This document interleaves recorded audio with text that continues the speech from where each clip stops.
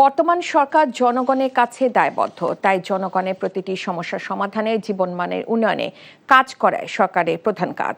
বৃহস্পতিবার সংসদে সমাপনী ভাষণে একথা বলেছেন প্রধানমন্ত্রী তারেক রহমান। বিরোধী দলীয় নেতার বক্তব্যের সূত্র ধরে প্রধানমন্ত্রী বলেন, বাংলাদেশের দিকে সারা পৃথিবী তাকিয়ে আছে, শুধু শ্রদ্ধা দিয়ে শহীদদের শ্রদ্ধা জানানো শেষ হয় না বলে মন্তব্য করে তারেক রহমান বলেন, যে প্রত্যাশা নিয়ে মানুষ রাজপথে ঝাঁপিয়ে পড়েছিল, যেভাবে মানুষ মুক্তভাবে কথা বলতে পারবে, কর্মসংস্থান হবে, সেটি নিশ্চিত করাই সরকারের লক্ষ্য।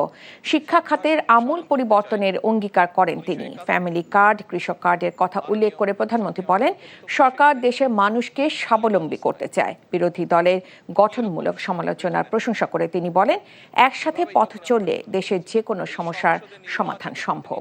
প্রাইমারি স্কুলের কথা যদি বলি এবং কাজও শুরু করেছে, আমরা ইনশাআল্লাহ এই সংসদ বা স্কুল ব্যাগ দিব। পৃথিবীর প্রতিটি কর্নারে যেখানেই একজন বাংলাদেশি আছে, সম্ভবত প্রত্যেকটি মানুষ এই সংসদের বর্তমান এবং এই সংসদের ভবিষ্যতের দিকে তাকিয়ে আছে একটি দৃঢ় প্রত্যাশা, আশা নিয়ে।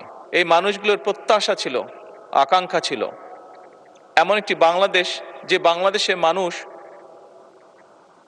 মুক্তভাবে কথা বলতে পারবে, আরেকজনের ব্যক্তি স্বাধীনতার প্রতি সম্মান রেখে নিজের মতামতকে প্রকাশ করতে পারবে। আমরা উভয় পক্ষ আসুন, কেউ কাউকে ব্যর্থ করতে চাইব না, কারণ আপনি এবং আমি, আপনারা এবং আমরা মিলেই কিন্তু পূর্ণ সংসদ। আমরা মিলেই কিন্তু পূর্ণ সংসদ। কাজে আপনি ব্যর্থ হলে আমি ব্যর্থ, আমি ব্যর্থ হলে আপনি ব্যর্থ, এই কথাটি আমাদেরকে মনে রাখতে হবে। এবং আমরা যে কোনো একজন ব্যর্থ হলেই বাংলাদেশ ব্যর্থ হয়ে যাবে। আমরা কেউই, এই সংসদের কোনো একজন সদস্য, আমরা শয়নে স্বপ্নে কেউ ব্যর্থ বাংলাদেশ দেখতে চাই না। কারণ বর্তমান বাংলাদেশ ৭১-এর পরবর্তী বাংলাদেশ যেরকম শহীদের রক্তের উপরে দাঁড়িয়েছিল, বর্তমান বাংলাদেশ এবং বর্তমান সংসদ একইভাবে হাজারো শহীদের রক্তের উপরে দাঁড়িয়ে আছে।